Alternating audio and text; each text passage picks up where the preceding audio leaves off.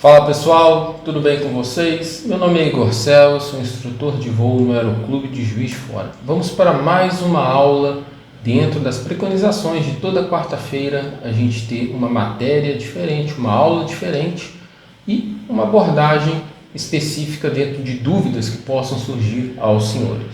Lembrando que qualquer dúvida que os senhores tenham, possam entrar em contato com a gente pelos nossos canais, nossas redes sociais, que a gente sana as dúvidas. E também sugestões de aulas, tá? Qualquer sugestão que você tenha de aula, de matéria, poxa, tem uma dúvida em tal matéria, será que você pode abordar isso nas aulas, nas quartas-feiras? Com certeza a gente vai fazer um resumo bacana, tá? E vamos trazer para vocês. Então, bora para a nossa aula. A continuidade hoje vai ser dentro de onde a gente parou na última quarta-feira, que foi de teoria de voo, tá? Então eu preparei um slide especial aqui para vocês. Bora lá, boa aula a todos. Então vamos lá. Dando continuidade àquela questão que a gente viu na outra aula, que a gente viu sobre diedro, ângulos, o que é um ângulo de incidência. A gente viu sobre as preconizações básicas da física, né? Que levam aí para a gente entender o que é aerodinâmica. Vamos dar um foco agora um pouco mais técnico. Vamos falar sobre os arrastos, tá? Então vamos lá.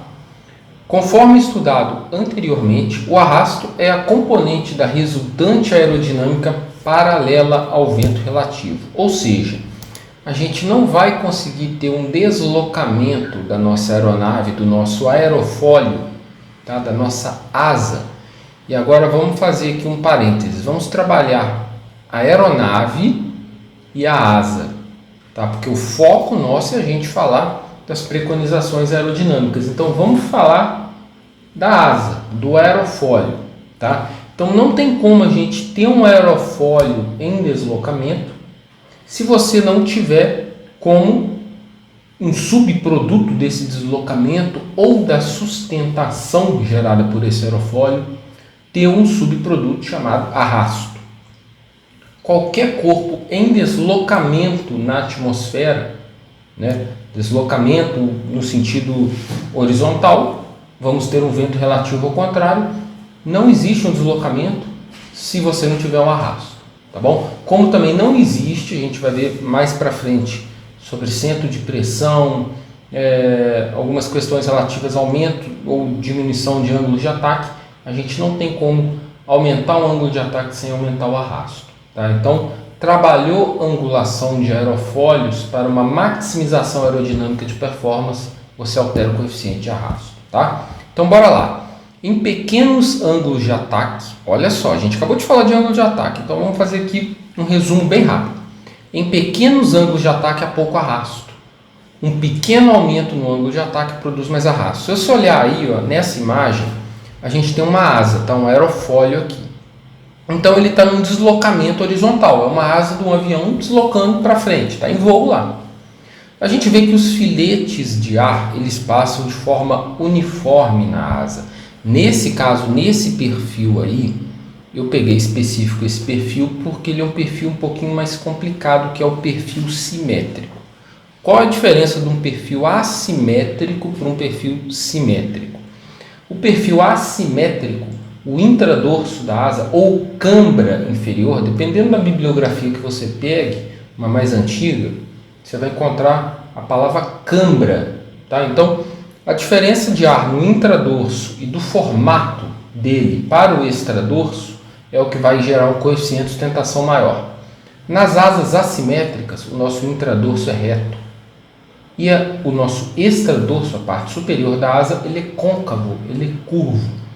Essa curvatura da parte superior da asa do extradorso vai fazer o ar passar mais depressa. O ar passando mais depressa, a gente vai ter mais pressão dinâmica e menos pressão estática.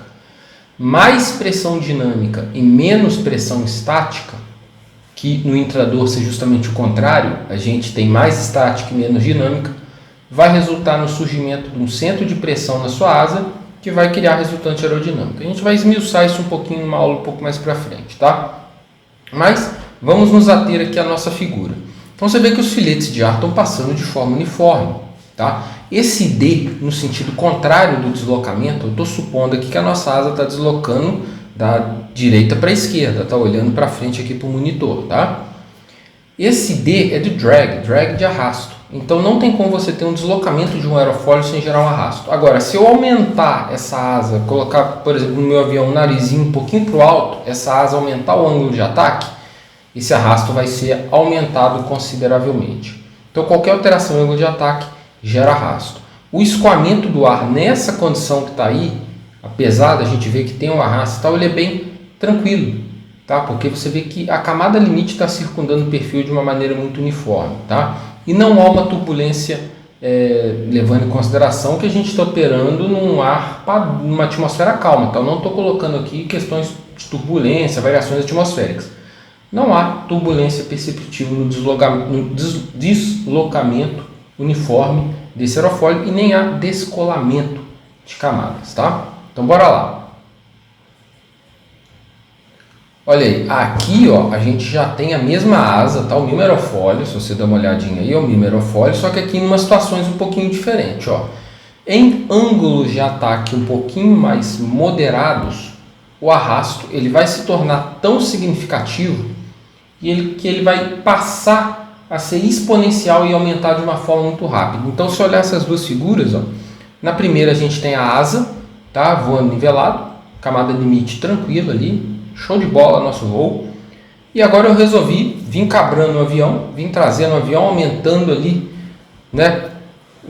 Diminuindo a velocidade, vou consequentemente aumentando o ângulo de ataque da minha asa. Nessa condição, se você ver no extradorso, dá uma olhadinha no extradorso, a gente tem uma corrente de turbilhonamento na parte superior da asa do nosso extradorso.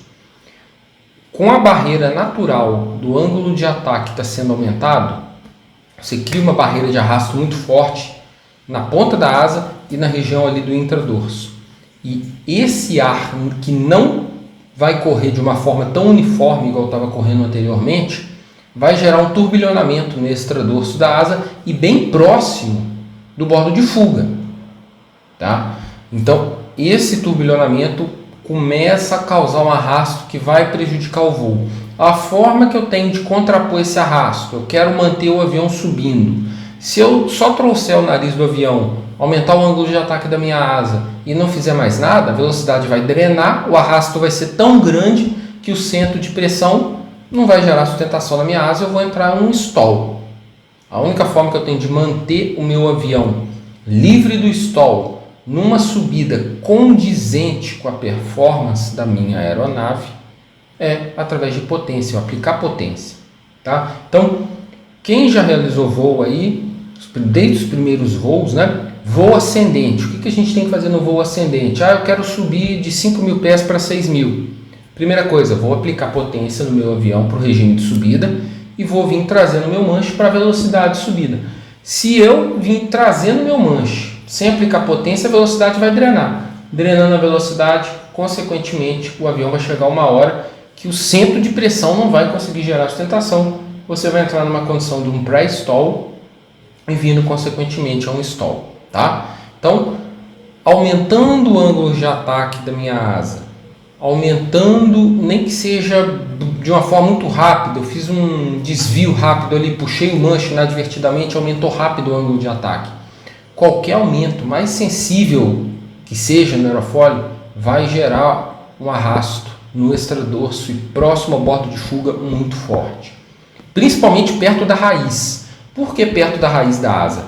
Porque é onde a asa é mais espessa. Você concorda comigo que a asa é mais espessa perto da raiz do que na ponta, por funções aerodinâmicas.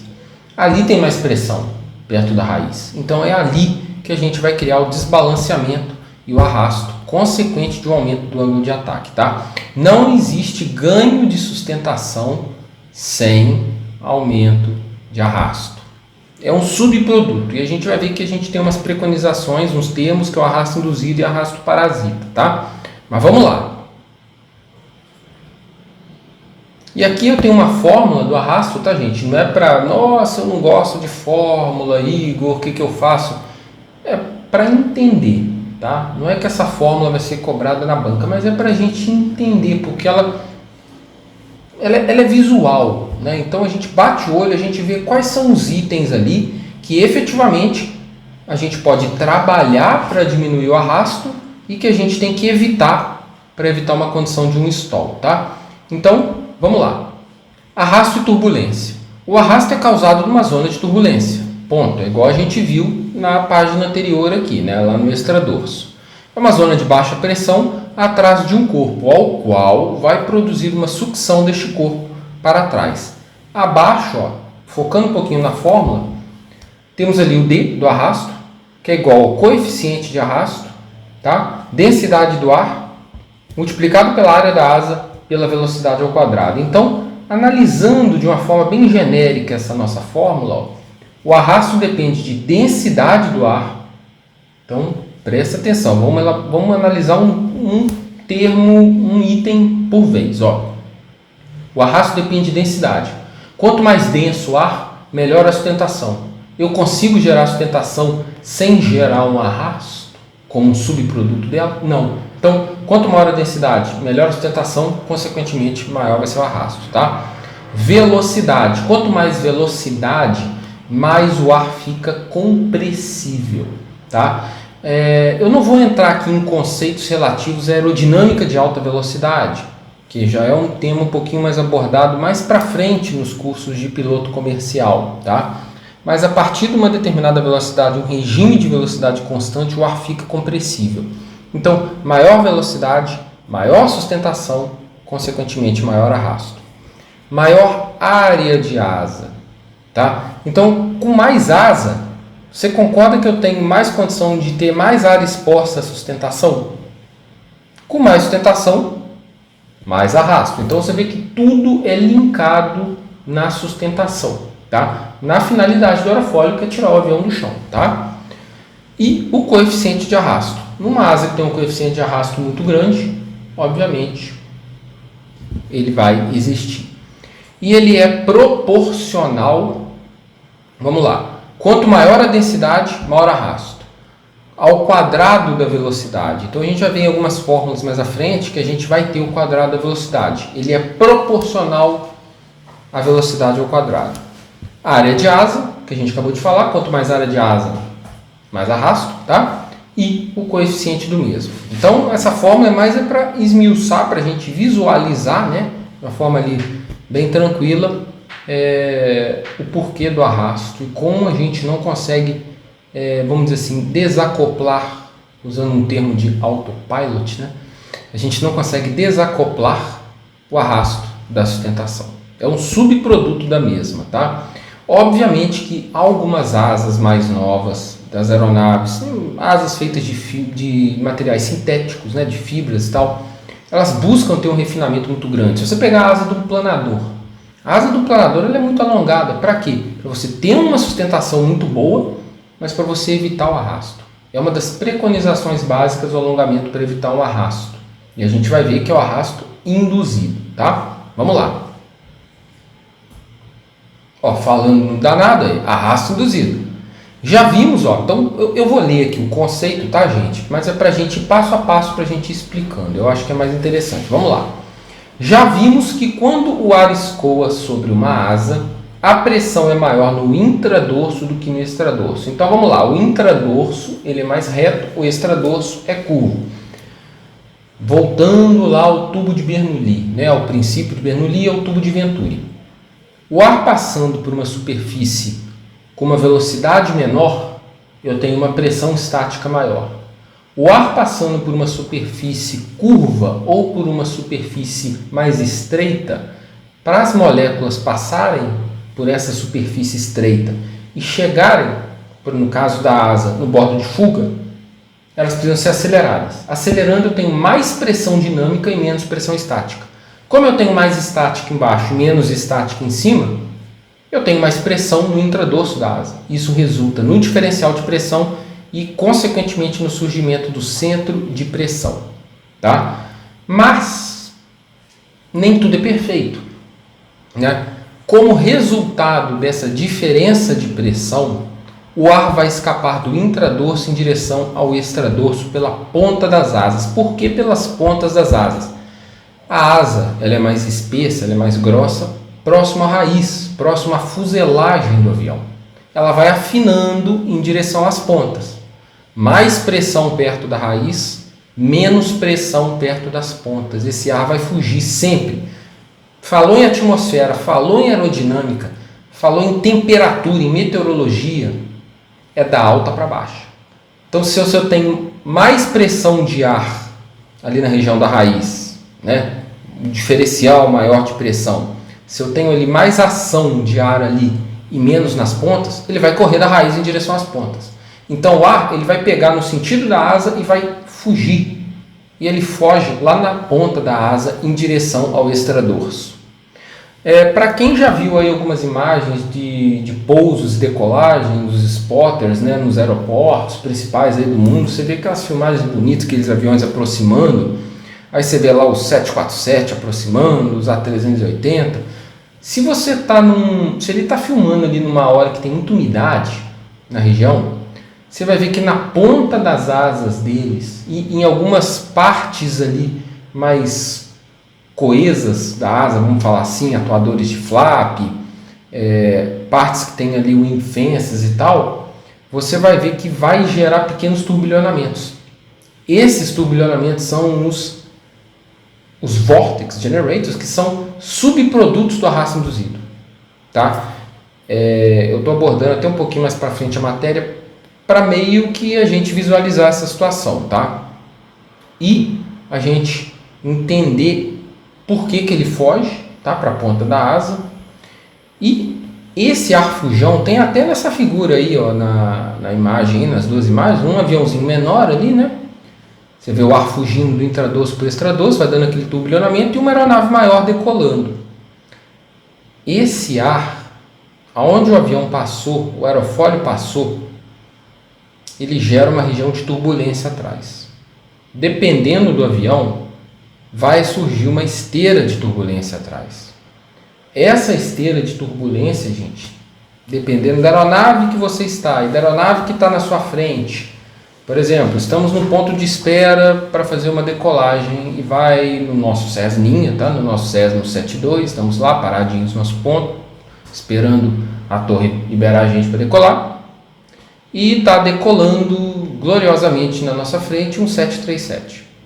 Aí tá, 737 foi autorizado, decolou. A torre não vai liberar a gente decolar imediatamente nunca, porque a esteira de turbulência do 737 vai influir muito na nossa aerodinâmica, tá? Então, existem espaçamentos de tempo, tá? A gente vai ver dentro de regulamento de tráfego aéreo espaçamentos específicos de tempo de aeronaves leve, média e pesada em relação à esteira de turbulência, tá? Esse fenômeno que a gente está vendo aí é o arrasto induzido. Ele é um subproduto da sustentação, tá? Da efetividade dessa asa. A asa é tão efetiva que ela gera tanto diferencial de pressão, gera sustentação, mas esse ar vai ter que fugir para um lado. Ele vai fugir quando? Na ponta da asa e para trás. Tá? Existem aí, obviamente, né, asas mais modernas, sistemas de ponta de asa, winglets, sharklets, estruturas de asa, principalmente de aeronaves aí de performance maior, extremamente limpas, né? Inclusive asa, se você pegar a asa do Dreamliner, você vê que ela é uma curva, ela é côncava mesmo para cima, né? Então, justamente tudo feito para evitar essa diferença de ar. Obviamente que eu estou pegando termos bem simples. Se a gente pegar uma asa do Dreamliner, do aeronave de performance maior, tem mais algumas ferramentas ali para inibir fenômenos de alta velocidade, mas foge um pouco do nosso foco da aula, tá? Então, arrasto induzido é um subproduto da sustentação, tá? Não tem como a gente gerar sustentação sem gerar um arrasto induzido. É uma consequência do deslocamento do aerofólio pelo ar. Vamos lá. Ó, a gente falou do planador aí, já tem aí a imagem do planador. Uma das principais ferramentas que nós temos para diminuir o arrasto induzido é o alongamento da asa. Tá? Então, quanto mais a gente alonga a asa, você concorda que maior é a distância da raiz para a ponta? Sendo maior a distância da raiz para a ponta, imagina o ar que foge lá pela ponta, o caminho que esse ar tem que percorrer para chegar na ponta. Então, o alongamento ele é uma ferramenta essencial. Tá? E o que é o alongamento?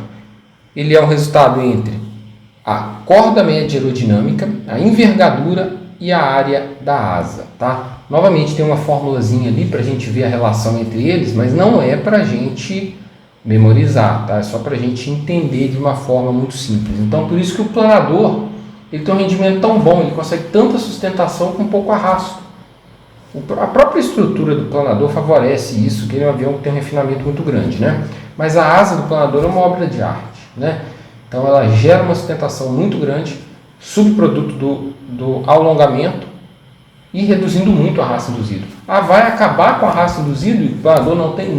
Não vai acabar. Não tem como a gente neutralizar o arrasto induzido. Mas tem como a gente usar ferramentas para esse arrasto induzido não incomodar o nosso voo. Tá bom? Então bora lá, bora para o próximo slide aí. Olha aí, outro recurso que a gente tem é o tip tank.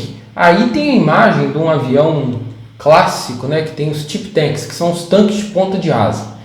Isso é bom porque aumenta a autonomia do avião, obviamente. E é bom também porque ele é uma barreira natural. Ó. Você vê que ele pega tanto a parte do extradorso quanto do intradorso. Então ele impede que o ar fuja.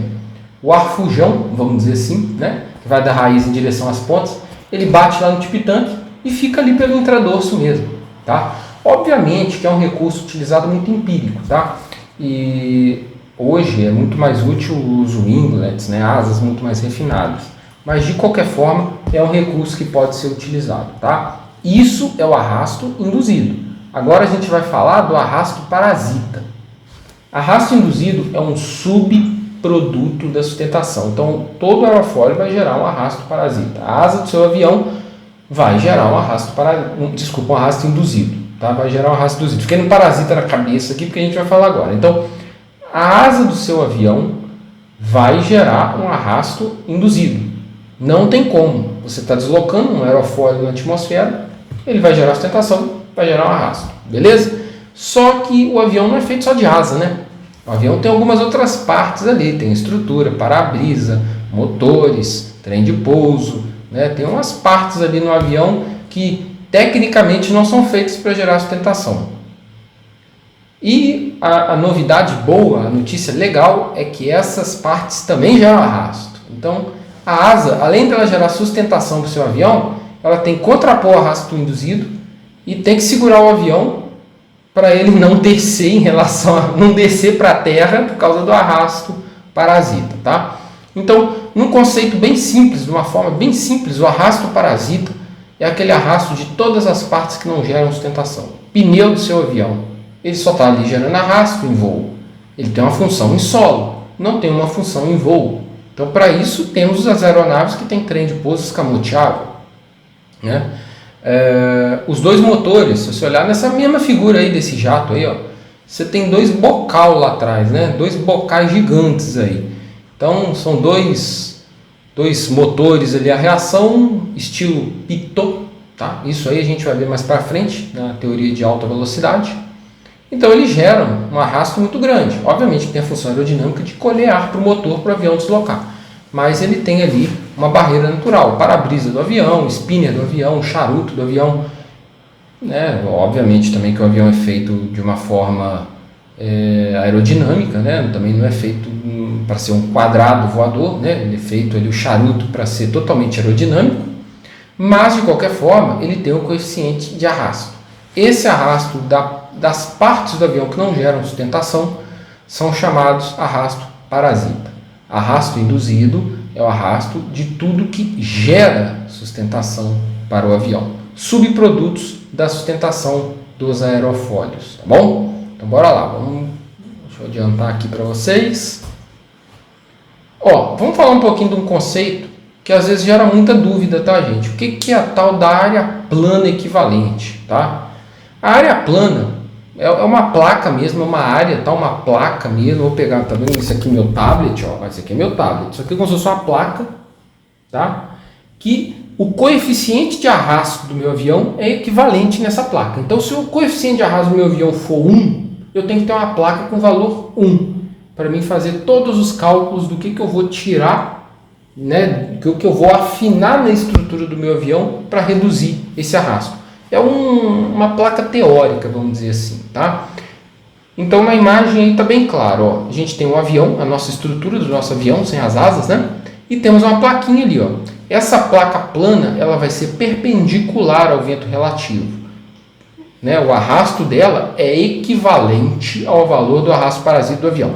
Então se essa estrutura desse avião aí, ó, tem um arrasto parasita com valor de 1, a placa plana equivalente do meu avião tem que ter o valor de 1, correto? Isso é usado para cálculos, tá? O que eu posso afinar mais na estrutura do avião? O que eu posso tirar aqui, apertar aqui, diminuir bocal de admissão, afinar melhor o para-brisa, tirar umas antenas, para quê? Para diminuir, né, a área equivalente do avião ao arrasto e, consequentemente, eu vou reduzir a área plana equivalente do meu avião, tá? Isso permite facilmente, tá, os engenheiros calcularem o coeficiente de arrasto parasita e, igual a gente falou, refinar os projetos dos aviões, tá? Vamos lá. Falar um pouquinho aqui, gente, sobre um tema que também gera muita dúvida, tá? Tanto para piloto privado quanto também para piloto comercial, tá? É a relação de sustentação e arrasto, a relação LD, L de lift e D de drag, então sustentação e arrasto. A relação LD, ela vai variar com o ângulo de ataque. Então, ângulos de ataque maior, ângulos de ataque menor trabalham com essa sustentação, tá? Então vamos lá. A relação LD varia com o ângulo de ataque e o seu valor máximo chama relação LD máxima e o mínimo LD mínima, né? Em pequenos ângulos de ataque a relação LD é baixa porque a sustentação também é baixa. Então se eu estou voando reto com o meu avião, a relação LD também vai ser baixa porque a sustentação é baixa. Agora, se eu começo a aumentar o ângulo de ataque, essa relação aumenta. Tá? Então a gente tem que ir monitorando, né, a nossa aeronave. Na realidade do voo a gente não tem equipamentos que monitoram ângulos de ataque. Tá? A forma que a gente tem de monitorar o quanto que o meu avião está produzindo sustentação e perdendo de arrasto na asa é através da velocidade. Então, por que a gente bate tanto na tecla? Ler o manual do avião, vamos ler o SOP do avião, vamos fazer o ground school, vamos ler as velocidades do avião, velocidade de aproximação, velocidade de melhor ângulo, velocidade de melhor razão. Por quê? Porque a forma que a gente tem na realidade da instrução de voo das aeronaves menores da aviação geral para monitorar o quanto que eu estou gerando sustentação e consequentemente de arrasto é através da velocidade. Por que isso é importante? Por que é importante eu subir com tal velocidade? Para mim ter um ganho de performance no avião e ter um voo mais econômico também. Chegar no meu nível de voo de uma forma mais rápida. Tá? Ou livrar o obstáculo, no caso, se eu precisar livrar o obstáculo usando dispositivos hipersustentadores para o meu avião ter um rendimento melhor de subida. E a velocidade é muito importante também, gente, por causa do stall. A gente sabe que a nossa asa tem um centro de pressão e que a gente não pode ir aumentando sem nenhuma consciência o ângulo de ataque da nossa asa, que esse centro de pressão numa asa assimétrica, que é a maioria que nós vemos, ele desloca em direção ao bordo de ataque da asa. Se eu não monitorar muito a minha velocidade, eu posso fazer esse ângulo de ataque aumentar tanto, esse centro de pressão, ir lá para a ponta da asa. A asa meio que fica pendurada no centro de pressão, até chegar um determinado momento que esse centro de pressão não vai aguentar mais gerar sustentação e a minha asa vai começar a entrar num processo de stall. Tá? Evidentemente que a asa, na maioria dos aviões, ela tem dispositivos que aumentam a sustentação dessa asa. Tá? Algumas aeronaves na instrução não tem. Vamos pegar o Paulistinha, por exemplo, ele não tem dispositivos hipersustentadores. Tá? Mas algumas aeronaves mais elaboradas, como o Cessna, os Tupis, né, os aerobueiros, né, Boeirinho 115, né, para quem voa o 115, enfim, eles têm flaps, tá? São os dispositivos mais simples que tem. Para que serve o tal do flap, Igor? Imagina a asa sem o flap, ela é reta, concorda? Se eu baixar o flap está atrás da asa, no bordo de fuga, próximo à raiz. Vocês já, quando andando de carro, vocês já colocaram a mão para fora? Então, colocou a mão para fora, coloca ela reta assim. Você vai ver que o ar vai bater, vai querer empurrar a tua mão para trás. Se você fizer isso aqui com a mão, ó, dobrá-lo um pouquinho para baixo, o ar vai jogar sua mão para trás com muito mais pressão. O flap ele é um freio aerodinâmico. Ele é usado para quê? Para se você está se aproximando com uma velocidade muito alta para pouso, tá? Ou se você não está numa rampa certa, eu preciso descer o meu avião, então eu preciso gerar uma forma dele descer, de eu perder velocidade e, consequentemente, eu fazer essa asa trabalhar mais, vamos dizer assim, não vou usar um termo uniforme, mas ela trabalha de uma forma mais efetiva em velocidades menores, tá? Que é característica de pouso e também de decolagem. O flap ele pode ser usado na decolagem, obviamente que não em graus tão grandes quanto para pouso, mas eu posso, quero fazer uma decolagem de grande performance ali, quero fazer uma decolagem curta para livrar um obstáculo, tem árvore lá na outra cabeceira, meu avião, eu estou com full passageiro, então aplica ali o flap de acordo com o manual da aeronave, tá? Cada aeronave tem um manual específico. Aplica o flap, que ele vai gerar mais sustentação na sua asa, ele vai aumentar a curvatura da asa. Se você ver aí, ó, dá uma olhadinha aí no slide, ó. Se você der uma olhadinha no slide, você tem a asa, ó, com o flap, olha como que ela tem uma curvatura maior. Essa curvatura faz o ar bater com mais pressão no intradorso, então ele vai ter uma área maior de exposição ao intradorso. Isso vai gerar, consequentemente, uma sustentação maior e você vai sair do chão com uma velocidade menor, livrando o obstáculo, tá? E é usado também no pouso para aumentar a curvatura, ter ganho de sustentação, diminuir a velocidade e você poder fazer um pouso um pouquinho mais curto, tá? Então, são dispositivos, tá? Eles aumentam consideravelmente, tá? Aí vai depender do grau que você aplica, né? Do coeficiente de sustentação, tá? E tem o slot aqui também, ó. O slot, ele nada mais é do que uma fenda que se abre na frente da asa, tá? Em aeronaves de performance maior, esse slot ele trabalha conjugado com flap. Então, depois, por curiosidade, peguem uma foto de um Boeing 727 aproximando para a final. Você vai ver os flaps todos estendidos atrás e os LEDs na frente, tá? Que são um pouquinho mais elaborados, a gente vai ver. Eles formam um arqueamento na asa realmente para gerar sustentação e evitar que você tenha uma perda ali considerável de pouso e aproximar em ângulos maiores de velocidades menores, tá? Vamos lá. E a gente tem aí alguns tipos diferentes de flap, tá? Não é só o flap que é igual do nosso querido Cessna 172 para o Airbus A380, para o Antonov 124. São flaps diferentes. São finalidades diferentes de avião, aerodinâmicas diferentes.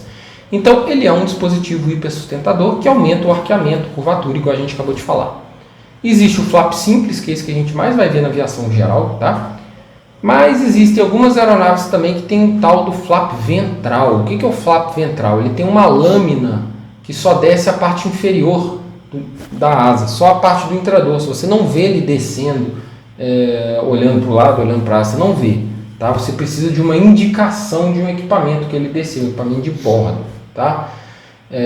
Existe o flap com fenda, tá? Que ele abre para trás, ele tem uma fenda que abre para trás, e você tem talvez o mais eficiente dele, que é o Fowler, né? Que ele abre uma folha para trás de flap, tá? Aeronaves de grande performance, a gente vê realmente, para quem já voou aí em aeronaves grandes, vê aquele desfolhado de flaps abrindo para trás da asa, né? Das aeronaves. Então tem um ganho muito grande. Obviamente que para movimentar um flap, folhas de flap, estruturas de flap desse porte não é manual, né? Igual o piloto vem no Cessninha, baixa ali a alavanquinha, ou no Piper puxa ali a alavanca do flap. Já tem um sistema elétrico hidráulico de atuadores um pouco mais elaborados, tá? Mas para entender de uma forma bem lógica, toda aeronave que tem flap, os flaps normalmente não são iguais, tá? Cada aeronave tem um projeto e vai ter uma adequação de flap específica ali para o tipo do aerofólio da aeronave. Vamos lá. Ó, falando do slot também, a gente falou do flap, vamos falar um pouquinho do slot, né? O slot, ele é chamado de ranhura, tá? E ele funciona de uma forma aerodinâmica, tá? É muito difícil, na realidade, a gente ver uma aeronave hoje com slot, tá? Mas existem, tá? Então, por exemplo, tem duas figuras aí. Um avião subindo, tá? Com um ângulo de ataque menor aí, ó. O slot, você vê que ele está preso lá no bordo de ataque da asa.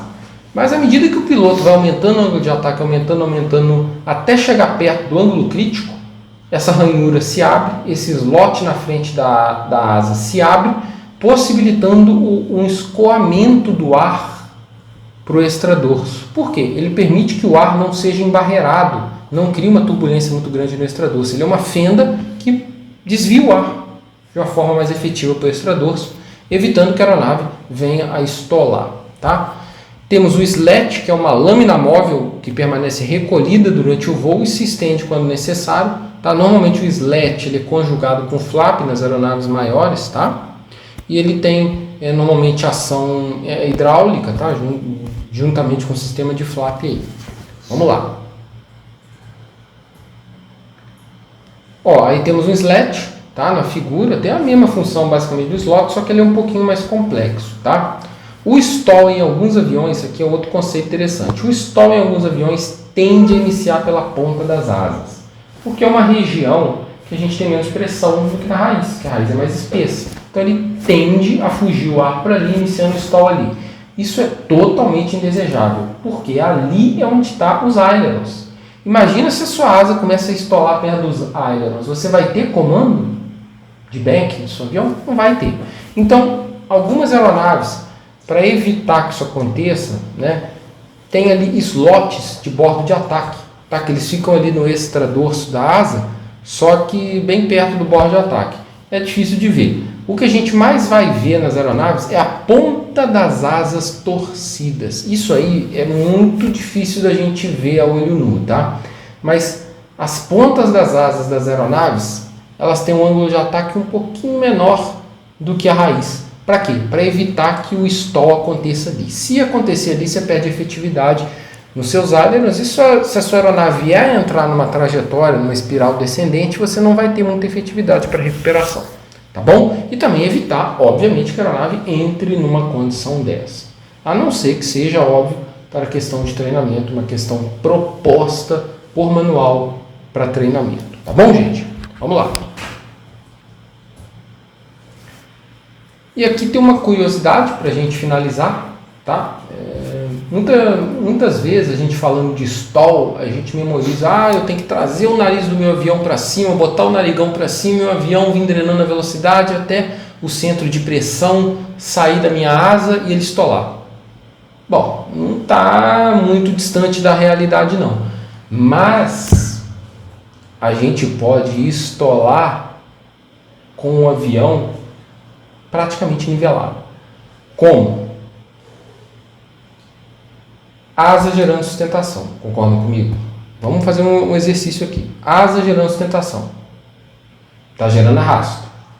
Se eu mantiver o meu voo nivelado e tirar a velocidade do avião, não vou deixar ele descer. Eu vou vir compensando, trazendo manche, mas vou manter o voo nivelado. Essa velocidade vai drenar.